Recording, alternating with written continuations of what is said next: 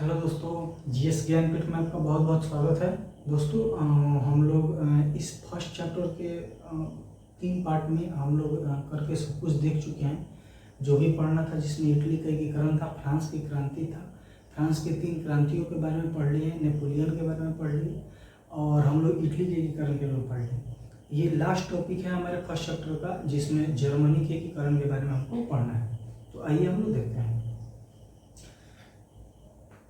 जैसे कि हम आपको पहले ही बता चुके थे कि जर्मनी में भी क्या था कि जर्मनी के कुछ भाग पर भी किसका अधिकार था, नेपोलियन का अधिकार था। अच्छा, इस नेपोलियन के अधिकार होने से क्या होता है कि पूरे यूरोप में जहाँ जहाँ ये अधिकार करता है, जहाँ नहीं भी करता है, वहाँ भी आप देखेंगे कि सब जगह एक राष्ट्रवाद की भावना जग जाती है सभी के मन में। और इससे क्या होता है कि जो भी जनता के हक में काम नहीं कर रहे हैं, जो भी सत्ता भोगी राजतंत्र जो चला रहे थे, उनके खिलाफ जनता क्या करती है, विद्रोह कर देती है। इसी के दौरान क्या होता है कि जब छोटे छोटे भागों में, हर एक देश के छोटे छोटे भागों में अलग अलग राजाओं का आप देखेंगे कि अधिकार हो जाता है, और जिससे एक देश कई टुकड़ों में बढ़ जाता है। जिसमें आपको जर्मनी के बारे में देखेंगे कि जर्मनी भी लगभग 300 भागों में टूट चुका था। इस 300 भागों को जब मैंने आपको बताया था कि एक संघ का स्थापना किया था, जब नेपोलियन इस पे क्या करता है, आक्रमण करके इसको अपने साम्राज्य में मिलाता है, तब मैंने बताया था कि ये एक जर्मन राइन संघ का स्थापना करता है। और इस 300 भागों को उसने क्या किया था, उसमें क्या कर देता है कि 39 भागों में आपको बिटोर कर रख देता है। और इसी को हम लोग क्या बोलते हैं, जर्मन राइन संघ। तो ये कौन किया था, ये नेपोलियन किया था। तो ये शुरुआती एकीकरण का काम आपको नेपोलियन करके चला गया था, जिसमें 300 छोटे छोटे भागों में जो जर्मनी बटा था, उसको 39 भागों में करके रख देता है। इसमें हम मुख्यतः 3 भाग में जर्मनी को देखते हैं, जिसमें एक देखते हैं उत्तरी जर्मनी, मध्य जर्मनी और दक्षिणी जर्मनी। मतलब कि जर्मनी को हम मुख्यतः बहुत सारे जो राज्य थे, जैसे 300 भागों में बटा हुआ था, उस 300 भागों को जो नेपोलियन आता है, आपको 39 भागों में इसको करके चला जाता है।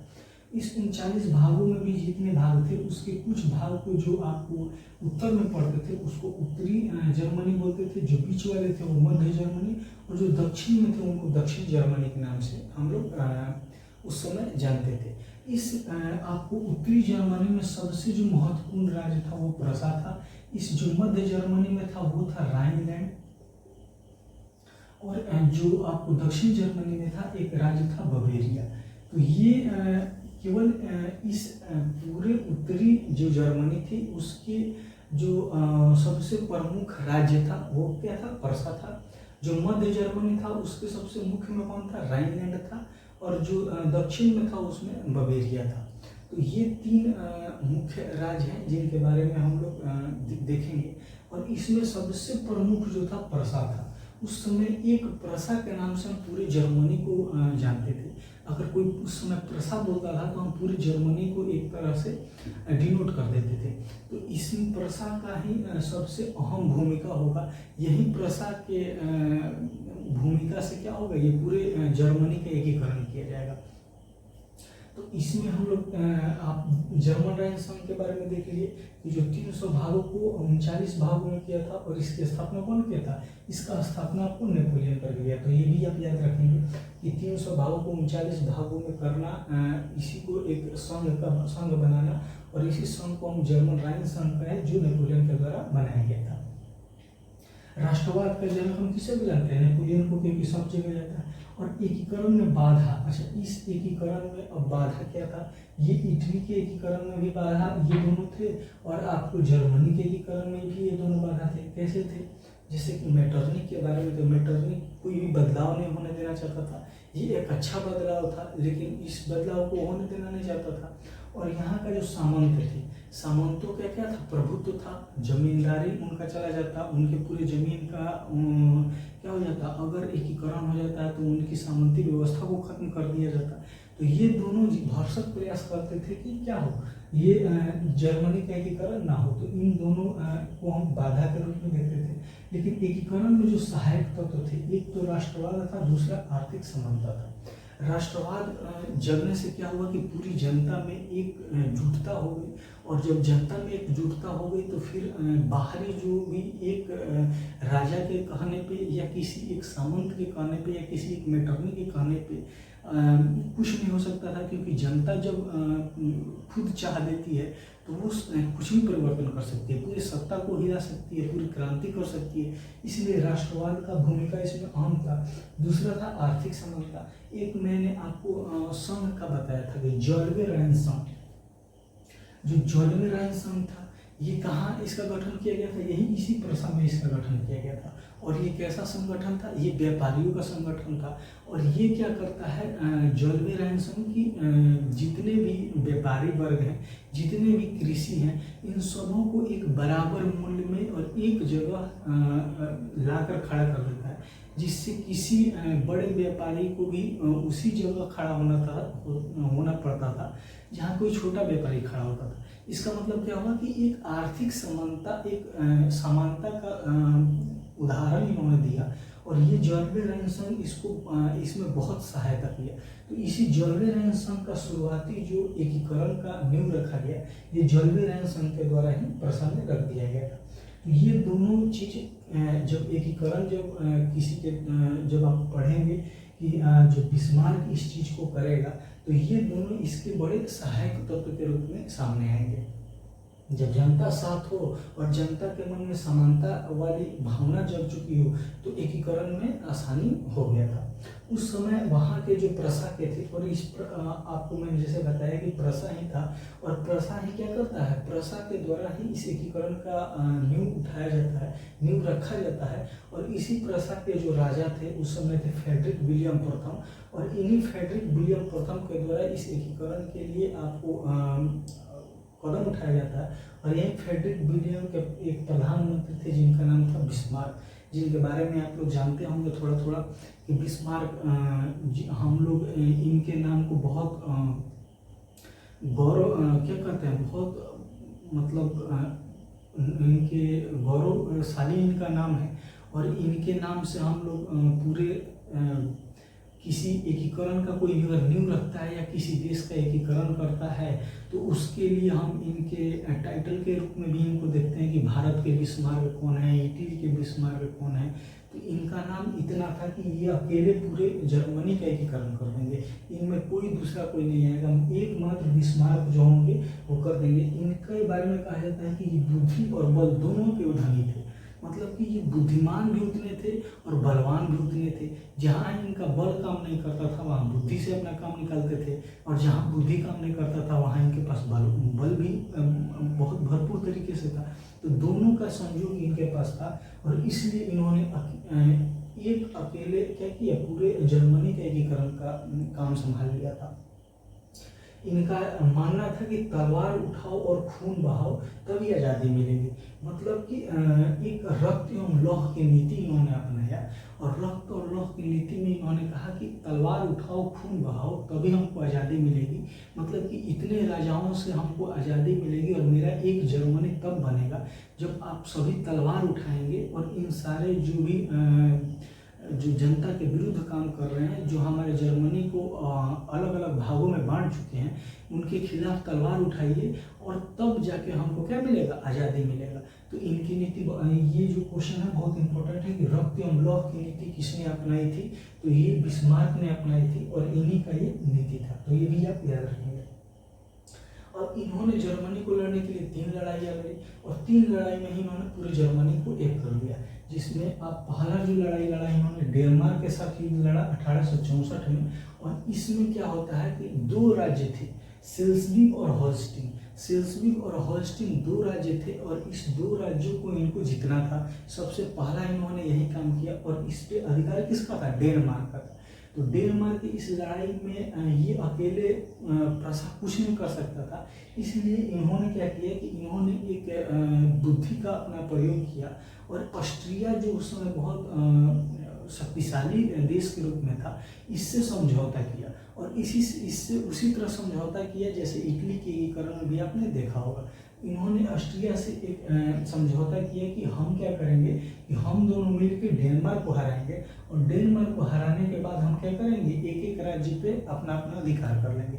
तो इनका पहला काम यही था कि सेल्सविक और होल्स्टीन पे इन्होंने लड़ाई लड़ा 1864 में डेनमार्क के साथ। और इन्होंने क्या किया, सेल्सविक प्रसा को जीतने के बाद क्या होता है, सेल्सविक प्रसा को मिल जाता है और होल्स्टीन ऑस्ट्रिया को मिल जाता है। तो यहाँ से डेनमार्क भाग गया। अब यहाँ पे एक राज्यों पे ऑस्ट्रिया का अधिकार हो गया है। अब इस ऑस्ट्रिया को फिर इन्होंने ये क्या करेंगे, अब अगला युद्ध में इनको हरा देंगे। इन्होंने बहुत आसानी से काम किया। पहला काम किया कि हाँ डेनमार्क ज़्यादा शक्तिशाली है, तो ऑस्ट्रिया का यहाँ पे सहायता लेकर उसको हरा दिया। और फिर अब क्या करेंगे, ऑस्ट्रिया एक राज्य पे अधिकार करेगा, फिर ये अपने बलबूते से क्या करेंगे, फिर ऑस्ट्रिया को हरा देंगे। और अगला युद्ध ही उन्होंने ऑस्ट्रिया से 1866 में कर दिया, जिसको संडोवा का युद्ध कहते हैं। ये दोनों याद रखिएगा, संडोवा का और सीडान का। तो संडोवा का युद्ध 1866 में होता है और ऑस्ट्रिया के विरुद्ध होता है। और किसके लिए होगा, होल्स्टीन के लिए होगा, क्योंकि यहाँ पे सेल्सविक तो इन्होंने अपने अंडर में ले लिया है। और यहाँ पे होल्स्टीन के लिए इन्होंने 1866 में संडोवा का युद्ध किया। और यह होल्स्टीन के लिए इन्होंने खुद अकेले इस मोर्चा को संभाला। और ये बुद्धि का प्रयोग कैसे किया इन्होंने, ऐसा बुद्धि का प्रयोग किया इन्होंने क्या किया कि अपने जितने भी पड़ोसी देश हैं, जितने भी ऑस्ट्रिया के पास से या जर्मनी के आसपास के जो देश थे, उनको एक जाके उन्होंने सिर्फ उनसे विनती की कि आप हमारे युद्ध में हमको या सपोर्ट करिए या ना करिए, लेकिन आप ऑस्ट्रिया का भी सपोर्ट नहीं करेंगे। आप केवल मतलब इस युद्ध से आप अलग रहेंगे, हमको अपने युद्ध खुद लड़ने दीजिए। इससे क्या होता है, इससे होता है कि आपको कोई भी ऑस्ट्रिया के पक्ष में भी नहीं जाता है और ना ही प्रसा के पक्ष में आता है, जिसके प्रसा के अभी बिस्मार्क प्रधानमंत्री हैं, और इसमें नहीं आता है। और बिस्मार्क खुद अपने बुद्धि से, अपने बल से इस ऑस्ट्रिया को हरा के अब इस होल्स्टीन में भी अधिकार इन्होंने कर लिए। तो इन्होंने दोनों पहले ऑस्ट्रिया का साथ लेकर के डेनमार्क को हरा दिया, और फिर उन्होंने ऑस्ट्रिया को खुद अपने से हरा दिया। और ये दोनों सेल्सविक और होल्स्टीन अब किसका हो जाता है, अब प्रसा का भाग हो जाता है। अब धीरे धीरे अब देखेंगे कि अब पूरे क्षेत्र में ये कैसे करेंगे। इस एकीकरण में उन्होंने तीसरा युद्ध लड़ा, और तीसरा युद्ध इन्होंने फ्रांस से लड़ा, जिसमें 1870, इसको हम लोग बोलते हैं सीडान का युद्ध। इस युद्ध में कोई इसका फ्रांस का कोई जो फ्रांस इस डेनमार्क पे फ्रांस जो है आपको जर्मनी पे कोई इसका अधिकार था नहीं। इसके कुछ छोटे अधिकार, छोटे छोटे क्षेत्र पे इसका अधिकार था। लेकिन ये क्या होता है कि फ्रांस से अभी युद्ध करने के मतलब बिस्मार्क कोई प्लान नहीं बना रहा था। लेकिन यहाँ दिक्कत क्या हो जाता है कि एक पुर्तगाल की रानी रहती है डोला मारिया, जिनके बारे में हम लोग पढ़े हैं कि डोला मारिया कैसे सत्ता परिवर्तन करके और डोम मिंगोल को हटा के अपने सत्ता पे काबिज हो जाती हैं। और इन डोला मारिया का किससे संबंध रहता है, फ्रांस के राजा से बड़ा प्रेम वाला संबंध रहता है।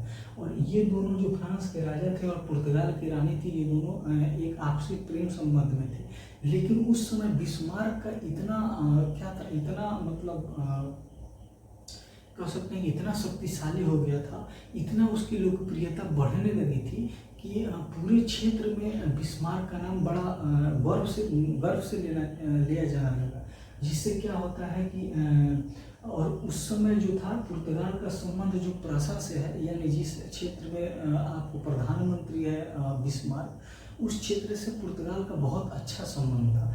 इससे क्या हो जाता है कि फ्रांस के राजा को डर हो जाता है, क्योंकि फ्रांस के राजा का संबंध रानी डोला मारिया से था। और फ्रांस समझता था कि जिस दिन हम डोला मारिया से शादी करेंगे, पुर्तगाल मेरे अंडर में आ जाएगा। लेकिन जब पुर्तगाल का संबंध प्रसा से अच्छा हो जाता है, तब इनको डर हो जाता है कि कहीं अगर डोला मारिया बिस्मार्क के साथ संबंध में चली जाती हैं, बिस्मार्क से शादी कर लेती हैं, तो ये पुर्तगाल मेरे हाथ से चला जाएगा। इस डर से इन्होंने क्या किया, फ्रांस ने क्या किया, खुद आक्रमण कर देता है प्रसा पे। और ये युद्ध होता है 1870 में, जिसको हम सीडान के युद्ध के नाम से जानते हैं। और ये इसमें क्या हो जाता है कि फ्रांस बड़ी बुरी तरह से हार जाता है। और उसमें भी आपको देखेंगे कि आपको बिस्मार्क जीत जाता है, यानी प्रसा जीत जाता है। तो इस युद्ध में जितने भी बचे जो क्षेत्र थे, जितने भी आसपास के जो छोटे छोटे क्षेत्रों में जो राजा थे, वो इस चीज़ को देखकर या आप जो क्षेत्र था वो बिस्मार्क को सौंप देते हैं, और जिस क्षेत्र पे फ्रांस का अधिकार था वो तो इस युद्ध में जीतने के बाद उनको मिल जाता है। लेकिन इसमें एक संधि किया जाता है 1871 का, और ये संधि हमेशा आपको पूछता है। ये 1871 में जो 1870 में सीडान का युद्ध होता है, और इसके बाद एक संधि होती है फ्रैंकफर्ट की संधि। तो हमेशा पूछता है कि किस संधि के बाद जो था वो जर्मनी के एकीकरण पूर्ण हुआ। तो फ्रैंकफर्ट की संधि याद रखिएगा, फ्रैंकफर्ट की संधि 1871 में हुआ था, और इसी संधि के बाद जर्मनी का एकीकरण पूरा हो जाता है, और इस पूरे जर्मनी का उस समय अधिकार हो जाता है, और जर्मनी का एकीकरण यहाँ समाप्त होता है। और उसके पहले राजा जो बनते हैं वो यही विलियम फ्रेडरिक विलियम प्रथम बनते हैं। तो ये आपको एक था, एक बार मैं आपको रिवीजन करा देता हूँ। इसमें देखिए 300 भागों में जो बटा था 39 भागों में इसको किया गया। किसके द्वारा? जर्मन राइख संघ का स्थापना किया गया नेपोलियन के द्वारा, और राष्ट्रवाद का जनक नेपोलियन को मानते हैं। इसमें आप देखेंगे कि बिस्मार्क इस चीज का नींव उठाते हैं। बिस्मार्क उस समय किस क्षेत्र के थे? प्रसा के थे, प्रसा के प्रधानमंत्री थे। इन्होंने उठाया और एक नियम दिया जिसको हम लोग बोलते हैं रक्त एवं लौह की नीति। और इसके बाद इन्होंने 3 लड़ाई लड़ी, 1864 में डेनमार्क का, 1866 में ऑस्ट्रिया का, और 1870 में फ्रांस से। और 1871 में जो फ्रैंकफर्ट की संधि होती है, इसी संधि के पश्चात आप पूरा देखेंगे पूरे जर्मनी का एकीकरण पूर्ण हो जाता है। तो ये आपके जर्मनी के एकीकरण के जितने भी महत्वपूर्ण प्रश्न थे वो बन सकते थे, ये इस वीडियो में हो गया। अब मैं आपको जब एक क्लास और फिर 11th का जब पूर्ण हो जाएगा तब मैं आपको फिर इसके सेकेंड चैप्टर को लेकर आऊँगा। आप इसको देखेंगे, अच्छा लगे तो जरूर शेयर कीजिएगा, और इसके क्वेश्चन आंसर आप करते रहेंगे। Thank you so much.